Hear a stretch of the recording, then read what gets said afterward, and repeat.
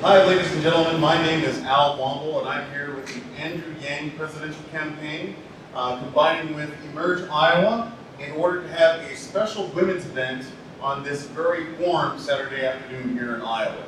I'm really pleased because not only do we have Leslie Kohanic from Emerge Iowa itself, we also have Tricia Gavin, who's going to be speaking to us, who is a candidate here in Iowa. And most thrilled because we have coming in here to us from Iowa is Leslie Smith, a professional MMA fighter who came in all the way from California to meet with us here in Iowa. And speaking as an Iowan, I'm just very grateful because usually when I tell people I'm from Iowa, they say, well, what state is that in? I'm like, no, it is a state. So I'm very happy to have someone here. So ladies and gentlemen, just to say a little bit about why this event is special to me, and that's because of a couple things. Marilyn Peterson, Phyllis Womble, Sarah Womble. Grandmother, mother, wife. Three powerful women who have impacted my life, who I am, the values that I have, and how I became who I am today. But I'd also like to tell you about some other very powerful women. Councilwoman Renee Hardin, State Senator Kirsten Sunday, State Senator Claire Celsi, and United States Congresswoman Cindy Axon. Ladies and gentlemen, these are the representatives that I have to my government here in the state of Iowa, and I'm very encouraged because for the first time in my life, represented all the way from City Council, all the way to the United States Congress, I have women as the elected officials representing me and representing my community. And for me, that is extremely exciting, and I am very glad to say that we have finally come to that day in America. So thank you all for voting for these powerful women.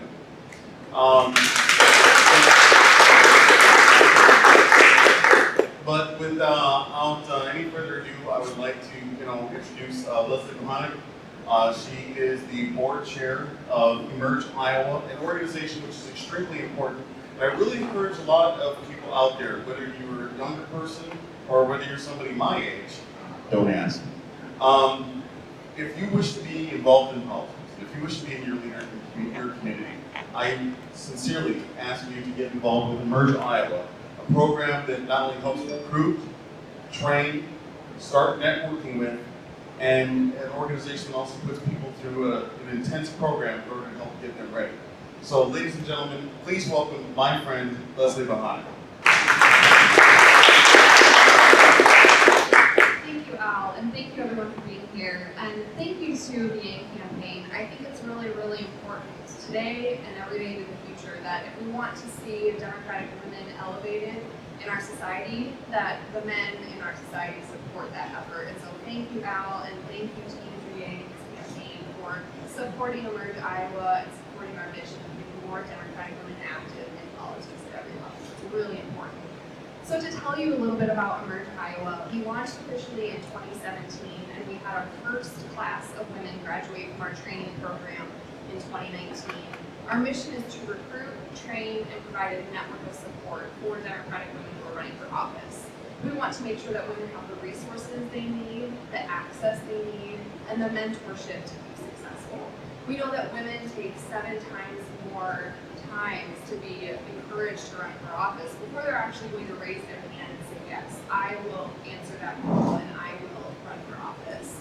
And so we're here. We're here to be another one of those 7 nudges that they need to step up. And then we're also here to provide the training that they need to be a competitor in their race, because we know that there are far fewer women that are running and far fewer women that are actually serving in public office to show what can be done and how to run as a woman in Iowa or across the country. So we want to make sure that they have the tools to be successful. We want to make sure that we demystify the process. And then we also provide access to some of the best trainers and some of the best campaign consultants, as well as public officials who are already serving in office and can talk about their experience as well as politicians running for office and public servants once they get there. So it's been really exciting to see this process unfold. We graduated 14 women in June, and we already have 4 of those 14 running for office right now in Iowa, from school board to state senate and all the way up to the United States Senate. Emerge America is a national organization. There are currently 25 state affiliates like Emerge Iowa who are training women to run up and down the ballot. And I think in the 10 plus years that the organization has existed, they've trained over 4,000 women across the country, Democratic women, and over 600 are currently serving public office across the country. So, and the program works. It's a 6-month, 70-hour training program, and Emerge across the country has a 75% plus win rate. So when Emerge graduates run for office, by and large they win, and they're serving their states, they're serving their communities. We currently have 5 Emerge alumni serving in the United States Congress. We have multiple Emerge alumni running for U.S. Senate, so I'm quite hopeful that we'll eventually have some Emerge alumni serving in the U.S. Senate as well. And who knows, maybe someday we'll have an Emerge alumni serving in the White House as President of the United States. But I think it's an exciting time to be in Democratic politics right now, and it's a really exciting time for Democratic women. I think we've seen now in the 2018 midterms that when women run, they do win, and they do make change. They're talking about issues that matter to everyone that maybe weren't talked about as frequently until women were serving in office, whether that's paid leave policies, having a government child care option of some sort, things that impact all families across the country. But until women were serving in office in large enough numbers to really be pushing the conversation, we didn't see those issues talked about as often. So it's so important that we continue to support Democratic women running for office, and I'm really excited to be doing this work in Iowa. I'm so proud to see the women that I've met doing so great on the campaign trail and running authentic races, true to themselves, and really changing how we look at what it is to be a politician, what it is to run for office. And hopefully in the years to come, we'll just see more and more women making this their own experience and serving our state at every level. So thank you so much for allowing me to be here today and joining you for this conversation, and I'm happy to answer any questions you have.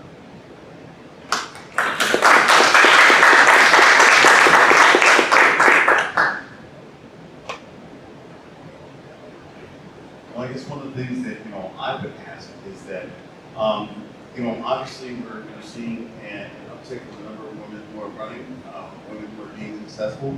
And what I would ask is, what age would you say that Emerge Iowa actually starts working with individuals?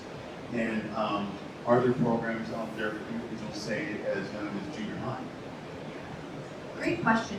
Emerge currently, we try to have a small cohort at any given time, and when I say small, I mean 25 to 30 women is kind of the highest number that most states have at one time, and so they're usually geared, the program is usually geared toward women who are planning to run within the next few years. And so we aren't really training women, girls who are too young to run for office right now, but I'm absolutely happy to engage junior high or high school women to volunteer with us and learn more about our program. And then when they're legally old enough to run for office, then we're happy to provide them with the training they need. I don't know that we really have an age threshold. You can run for office at any time in your life so long as it meets the legal requirements of the law. And Emerge, I would gladly train anyone who is interested in running for office, so long as they're a Democrat and they identify as a woman. And so if you're a college student interested in running, you're probably legally old enough to run, so we're happy to have you. If you're a retiree who has done their full-time job but still wants to serve their community, come to us. We're happy to train you. We don't have an age threshold of any sort. And I think that brings up a good point. There are a lot of people who I think feel like they've missed their moment, especially women, because so many women, we feel like we're not prepared enough, we're not good enough, we don't have enough experience, nobody's going to take us seriously. And then by the time we feel like we're actually ready, we maybe have so much other stuff going on that it feels daunting, and then we get older and maybe feel like we've missed our spot. And I think that's something that's really unique to women. I think men don't have those sorts of hang-ups. And so it's really important for us to make sure we're supporting women in every chapter of their life, at every stage, and making sure that they know that no matter where you're at, if you're pregnant and you feel like that's a barrier to running for office, let's figure out how to make it not a barrier. here and to make it so you can run for office and you can serve your community, even though you are going through, the experience of being pregnant and giving birth to a child throughout that. If you are a retiree and you're trying to take care of your aging parents, let's figure out how you can still run for office and be an asset to your community while you're going through everything in your personal life. We want to make sure that women are supported and feel like now is their time, tomorrow is their time, next week is their time. They just have to be willing to raise their hand and do what we can support them in that. Okay. I have a question. One of the biggest barriers that I've seen to getting involved in things is financial. Does it cost money to start the program and get trained with you?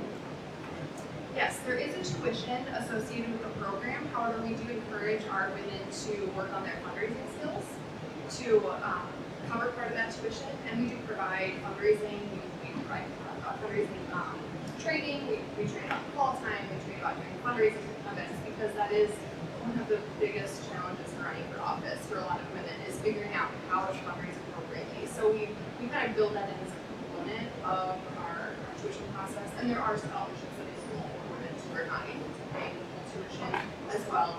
We don't want cost to be a barrier for any women. We want women to run from every part of society and every economic class. It's important to have that kind of representation.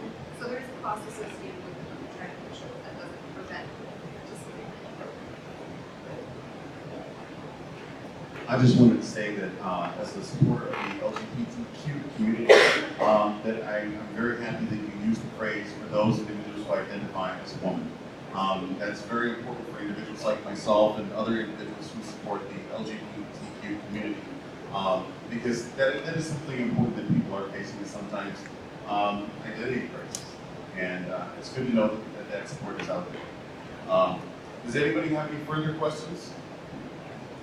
All right, well, ladies and gentlemen, thank you. Oh, yes. I was just going to make a comment that I feel I'm the mother of one of your panelists up there who has gone through the Emerge program, and I just know it gave her that confidence to run her campaign and get up and have the confidence to even do it. So I really appreciate the effort of Emerge, and they're getting out there and helping women. Yeah, so for those of you who may not have heard that or watching us online, the mother of this wonderful young lady right here says that she was very happy to have Emerge Iowa around so that Tricia could graduate from that program and have the confidence and the ability, to decide, yes, I am going to run for office. Yes, this is something that is important, and I'm the one who's going to do it. So without any further ado, I would like to introduce this young lady right here. Her name is Tricia Gavin, and I met her a couple of months ago.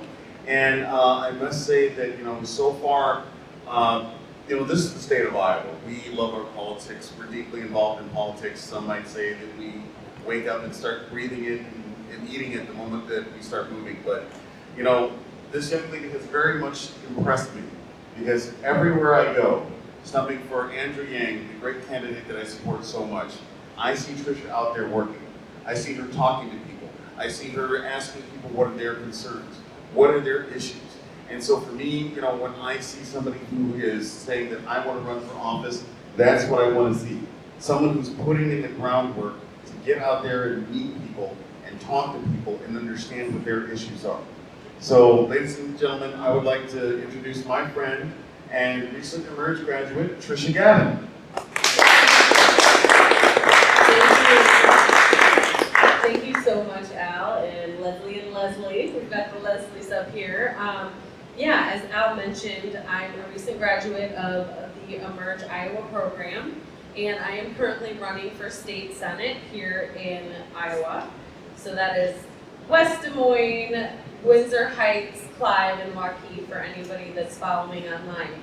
But as my mom said, and as Leslie, you mentioned, as women, it does take us more time to raise our hand. I had the opportunity to volunteer with Emerge and met Leslie early on as they were getting going in the state. And if it wasn't for that opportunity and then those 7 people asking me that I should put my name in the hat and consider running, because I've always been a justice seeker, I've always been out there fighting for what's good, And it took me a minute. I'm like, well, if I'm gonna do it, I'm gonna do it right, and I'm gonna sign up for Emerge. And I will tell you, any woman that's out there, first of all, this is not easy. 100%. It's not easy to put your name out there, put yourself up for scrutiny, all of the hard work on top of being a full-time employee myself. But Emerge 110% helps with that. And the networking, the sisterhood, all of the trainers, all of the curriculum, it is invaluable. And it gets people like me, who is not a politician, but has transferable skills to make a difference in the state that I was born in, a reality. So I owe a huge debt of gratitude to you, Leslie, for getting things going, Al for Andrew Yang's campaign for co-hosting this and really being champions for women in Iowa, and then our brave, fearless leaders like you, Leslie, on the national stage, going and fighting for something that you believe in and making a fantastic name for women. I could not be more grateful to be part of this panel and Emerge. So thank you very much. I have a question. For a lot of women and a lot of people in general, I think that speaking up in politics is kind of something that they don't want to stick their noses into. What would you say to women, especially young women, young voters, who don't feel that they even want to approach politics, they don't want to go vote, they really have no interest in it? So the question was, it's really hard to put your name out there, associate with certain policies and conversations kind of in that public light. So what advice do you have? Yeah, it's tough. I'm absolutely on board with that. But for me, seeing what happened in 2016, I lived in Iowa. I left to build my resume with the intention of coming back here to give back. And I'm seeing a state that is not the state that I grew up in.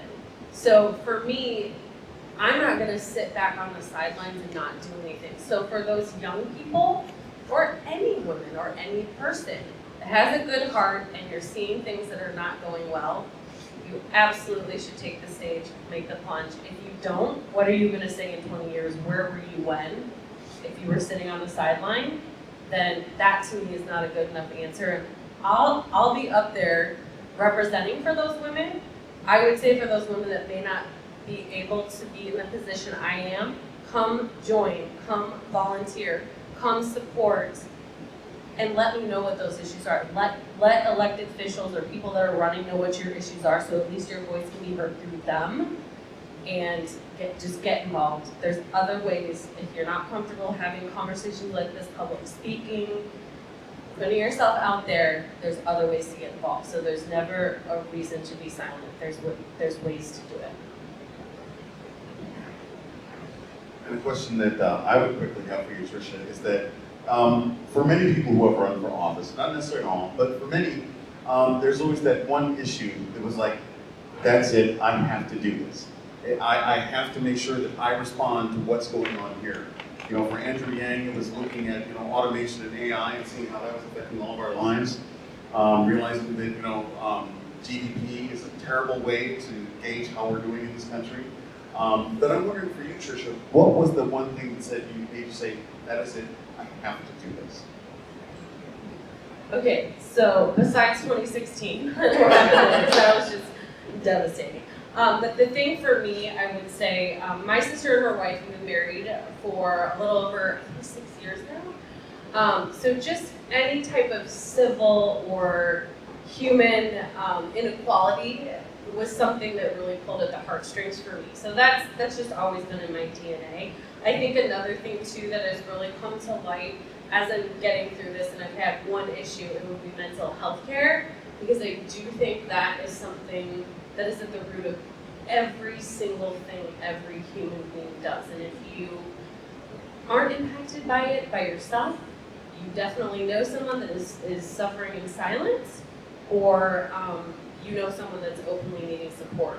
And I continue, as I was door knocking this week, I'm hearing the exact same conversations over and over at the doors from my neighbors. And so that's a big issue that I want to fight for. But I think just equality for human beings we are better than this, and that is why I put my name up.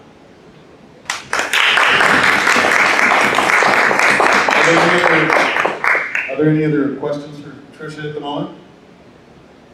All right, then the next thing we have to do is have me introduce this very special young lady who's sitting next to me right here. And I know that she had sent me some prepared remarks, but I'm going to stray for that a little bit because, reading her story and hearing about her really reminded me of something that was taught to me a very, very long time ago when I was in high school. Please don't ask how long, let's just all agree it was a long time ago. But I was told by a man, his name was Coach Paul Flynn, and he said, you know what, I never want to be associated with somebody who says, I wish I would have. I wish I could have. Go out there and be and do. And that reminds me of this young lady right here. Because at the age of 25 was when she started becoming a professional fighter. Now I don't know how many other 25-year-olds who said, you know what, I'm going to put forth the discipline. I'm going to put forth the sacrifice. And I'm going to put in the endless hours and days and weeks it takes to become a professional athlete. Most people say, oh, I could have done that. Or they look back in their lives and say, I should have done that. You know what, ladies and gentlemen, Leslie Smith did do that, and that is tremendous. And the one other thing I'll say for her is not only does she fight in the ring, and not only does she fight for our great candidate, she does something else that's very special to me as a former member of the Laborers Union. She fought for a union, for equality, for all people so that they could have a better workplace. And that is tremendous. So not only does she say, I will do that, I can do that, ladies and gentlemen, she has done that. So without any further ado, please welcome a very special guest, Leslie Smith.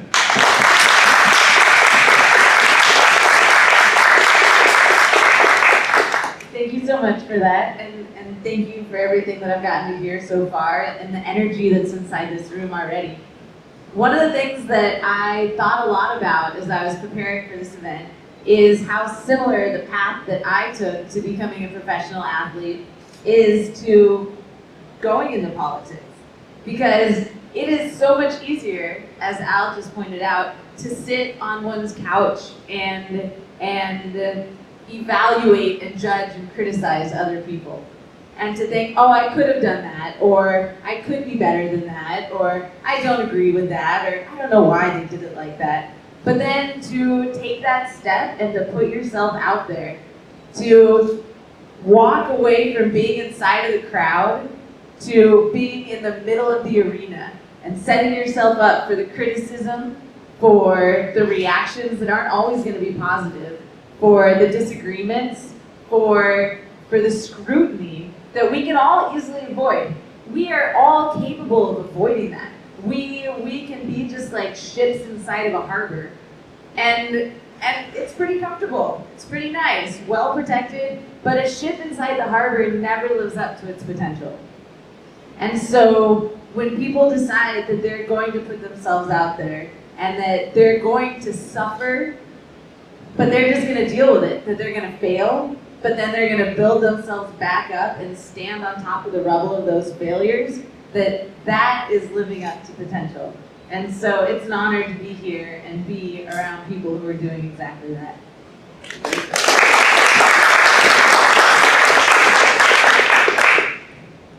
Yeah. I just had a question. You mentioned that the path you would take to go into fighting, into sports and politics are very similar. And I think that another thing that you can also compare them as is if you're a woman, it can be hard to break into both of those, both the sports world and politics. So did you face any particular setbacks because you are a woman, or is it, I guess, about the same as you think if a man would do it? Great question. Just to restate the question so that anybody can hear it, it was that a lot of the difficulties of being in sports, going into sports and going into politics are similar. And so you were wondering if the difficulties of being a woman, if they're significant going into sports. And I would say yes, totally, 100%. But being able to surmount those difficulties is more rewarding than anything else that I've ever done in my life. When I first started training, man, I was such a dork when I first started training. I really wanted everyone to take me seriously, and so I didn't wear tight clothing. I went a little bit too far on the other side. I made sure I didn't have good smelling lotion or anything. I didn't want anyone to think of me as like a female. I wanted them to just think of me as a person to train with and respect me. And that was probably something that was inside of my head from culture, was that if I acted like a female, that people would be less likely to respect me. And I'm glad to say I don't operate from that mindset anymore, that I'm in a position where I know that I deserve and demand respect, no matter how feminine or not feminine that I am. When I first started training, it was so difficult to get people to train with me. Like, we would be doing a practice, a typical MMA practice, or jiu-jitsu practice, or any of the other different martial arts. They start with a warm-up, and then there's an instructor, and they show some techniques, and then you have to grab a partner and do those techniques. And then as the practice goes on, then you'll switch and grab a new partner every round. Well, I was frequently, generally, most often the only woman on the mat. And a lot of guys were nervous about training with a woman. It's very physical. They didn't know how to deal with it.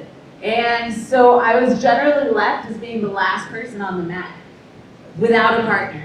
And I would go and cry about it sometimes because I would get so frustrated. I'm here, I want to work hard, I want to train, I'm taking this seriously. Why won't other people take me seriously and work with me? And so I had to come up with tactics in order to deal with that. It didn't work to just look at somebody and do the head nod of the like, I see you, you see me, all right, let's go. Because I would do that, and they would do that, and then they would turn around and grab someone else. And I'd be like, I'm not hitting on you. I'm not that happy to see you. I want to train with you.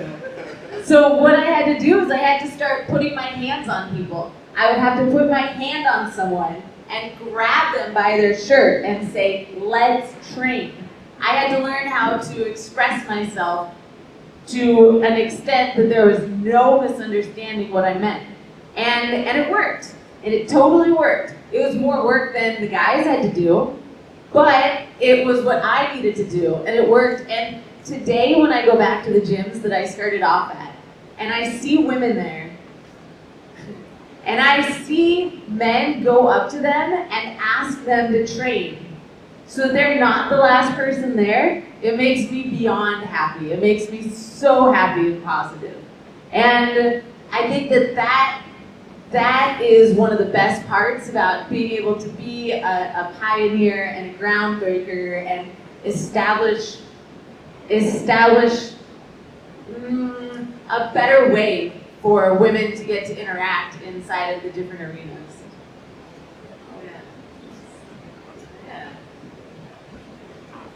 Well, I have a question for you.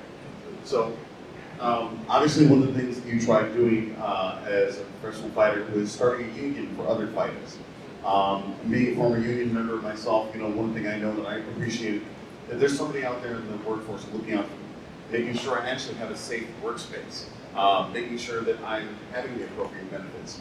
What was it that inspired you to try and create a union, and what were some of your goals that you had for that union? Thank you for asking. This is a very significant topic for me. UFC fighters, professional fighters who go out to hurt people in their performances, but also every single day in their practices, do not have health insurance. There's no health insurance for them.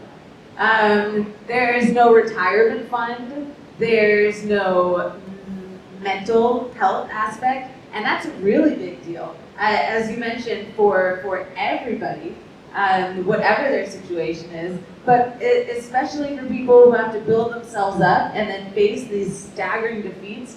Depression, it's a known thing that fighters go through depression and then have to fight substance abuse after a loss or after an injury, and it's just like, you look depressed.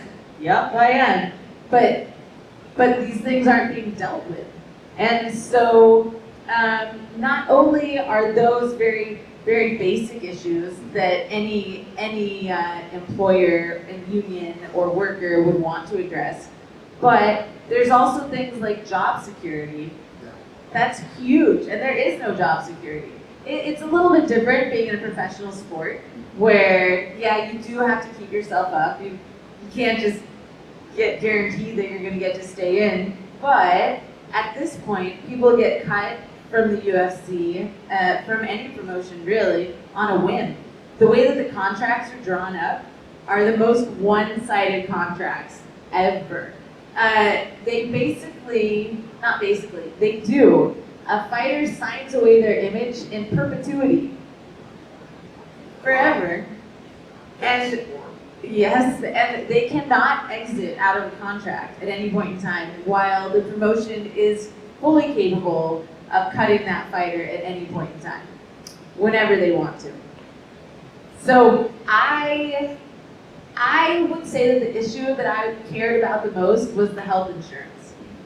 Because health insurance, medical care has a lot to do in fighting with brain care.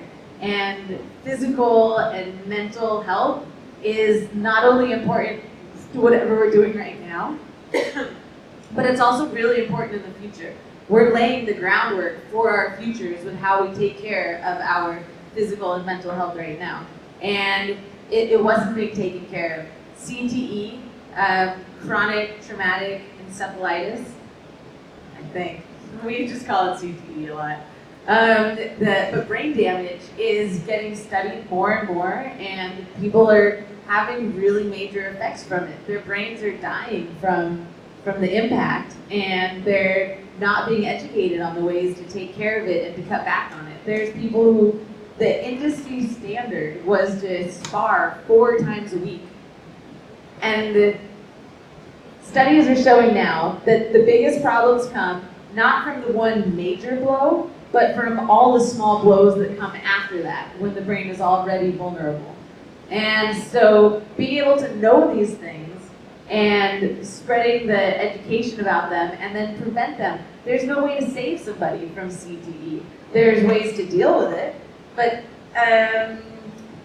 people don't even know for sure that they have it until they're dead. It can only be diagnosed in an autopsy. And so preventative care is really, really important. And that is the main thing that I wanted to start the union for.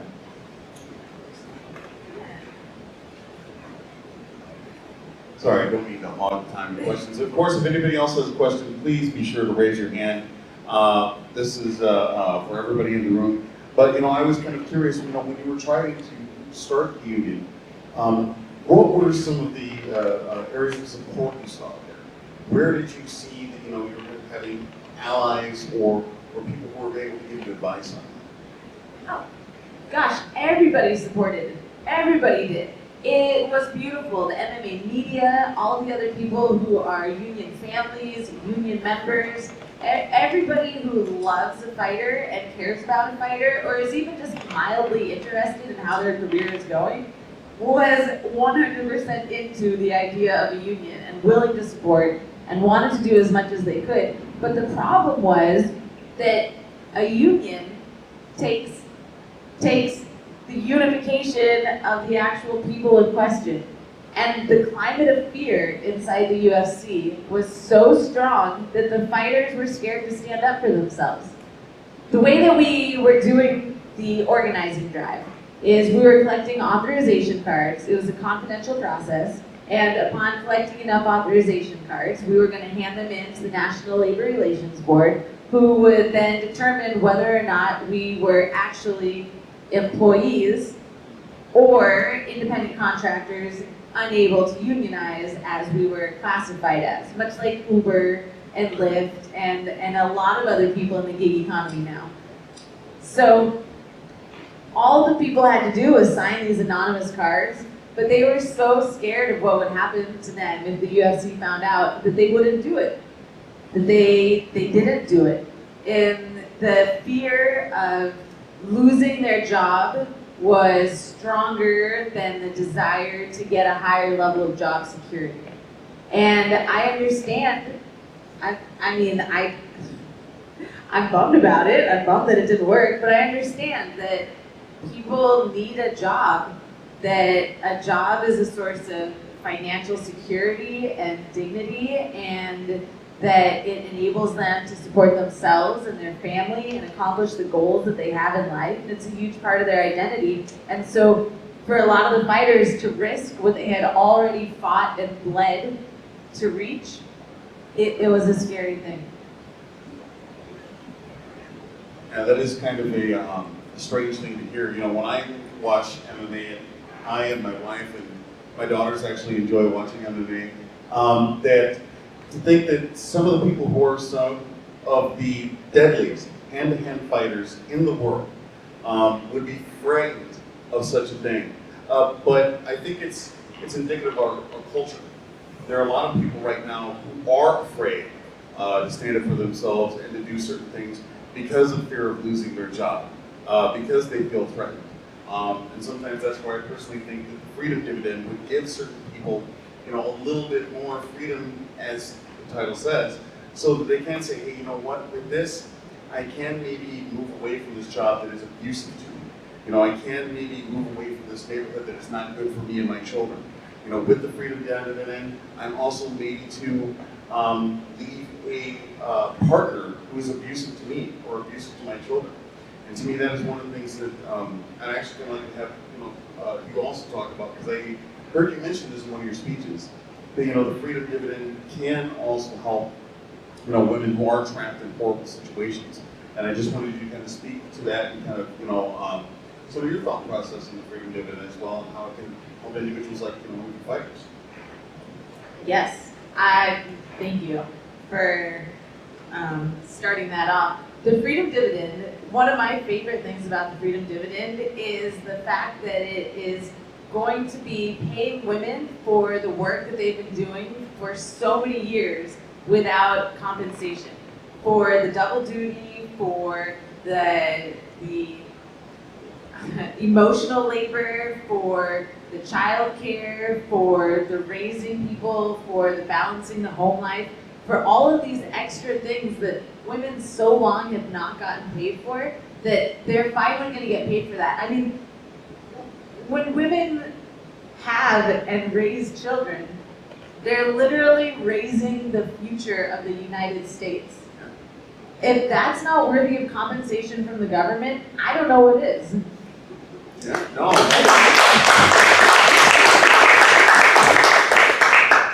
As you pointed out, it also is an opportunity for people to leave negative situations. The stress that is caused by not having enough money to be able to see the options that one has in life is one of the most debilitating factors that we have inside of our society right now.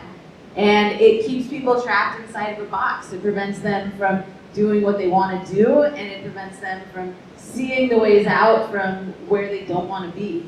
And so I think it's wonderful that women who excuse me, haven't always had the financial support or opportunities to live up to their full potential are going to have this extra boost in order to go further and do more of what they want.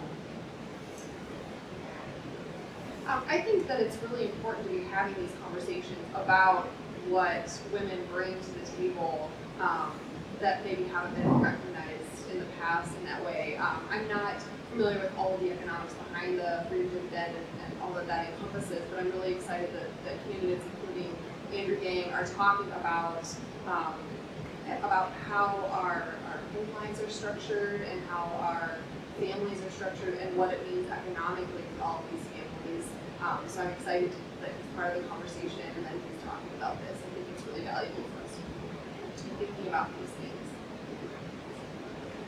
Yeah, I'm halfway through his book right now. I think I was mentioning that. And I shouldn't admit this, I'm not a huge reader, but I will tell you there were some incredibly eye-opening statistics in there where, you know, the middle to lower class is continually left to the wayside. And I think something like this, again, same with you, I don't know all the ins and outs from an economic standpoint, but any way that we can help shape some of those programs and dire needs that a lot of these families are suffering with day in and day out, the more we can give back, I think, is incredibly admirable to see a candidate like this.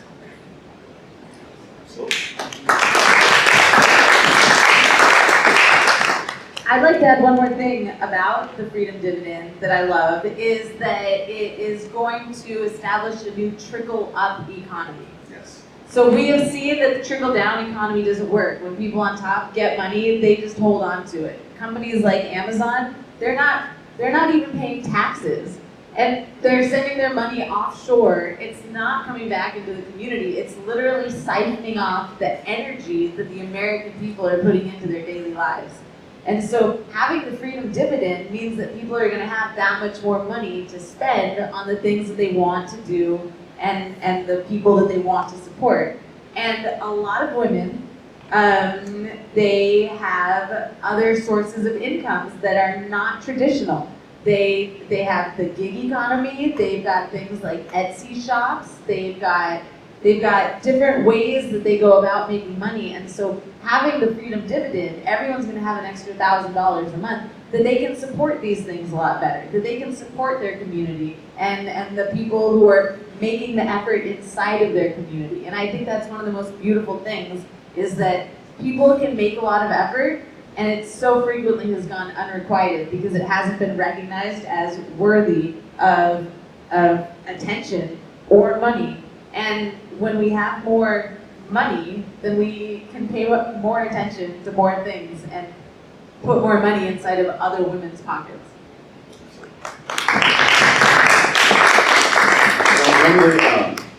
One of the things that women do that is extremely important, and I know because mine is sitting right over there, is that women can be a mother, and that's very important. So can you maybe talk a little bit about how this sort of economic boost for women, how that might not only affect motherhood, but the children themselves? Because I guess one of my stories is that one of the reasons I became an Andrew Yang supporter is because I met a young woman who was working 2 jobs and was making too much money in order to receive state assistance, but was not making enough money to receive health care. And her second job that she worked at was at a bar, which would see her there until midnight or later. And this young lady had a daughter at home who was going to school. And I thought, what would the freedom dividend do for this young woman? And then inherently then, what would it do for that child? So that was something that I had thought about. We just wanted to, have you kind of discuss that as well, Leslie, because I know that you are an Andrew Yang supporter, so I wanted to, get your particular opinion on that as well. Yeah. Thank you. I believe that we are aware as a society that in order to be the most successful, that we need more education. And that's one of the hallmarks of the Emerge program, is that they educate people in order to reach their potential. But one of the biggest impediments to education is finances. It's really hard to pay for education, especially because the minimum wage, the federal minimum wage, hasn't gone up in 10 years, especially because the cost of living has increased so much, and the prices of higher education have increased exponentially, and they're not even proven to pay off at this point. So, so one of the best things about, I think everything is one of the best things about the freedom dividend, I guess. One of the other things that I love about the freedom dividend is that it's going to give people the opportunity to pursue the educational goals that they have, and specifically women pursuing the educational goals that they have. When women are educated and empowered, they raise children who are going to be educated and empowered. And that creates an entirely different community of constituents for our country. That's really what we need more than anything else, is educated and empowered citizens, and that's what I see the freedom dividend doing. Absolutely.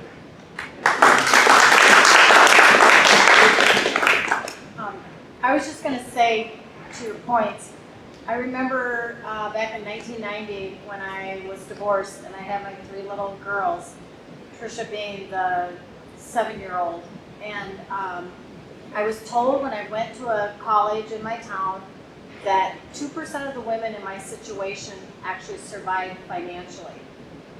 And I just remember leaving feeling devastated because I'm like, oh my gosh, I have to do this. And I'm not going to ask for alimony because I don't want to rely on that person that no longer wants to be with me for the rest of my life. So I wanted to do it on my own. And I just remember that fact and feeling so devastated. Well, I think being the fighter that I am and not sitting down and taking it, I went after it and thank goodness. But I think, like you said, it did instill with my children that they have to be fighters too. But you think about the women that don't have that internal drive, and it makes me emotional because there are so many women out there that are like that. So we really need to be fighters for women to empower them. Absolutely. Yeah. Can I respond really quickly? I had goosebumps before you even finished that whole statement, and I completely agree with you, and I'm so impressed by what you've done and what you've established, this lineage that you've created by pushing yourself. I know a lot of very muscular women, but the women that I look at as the strongest are the ones like you who have overcome crazy odds to do what they need to do and created a future that wasn't even there before.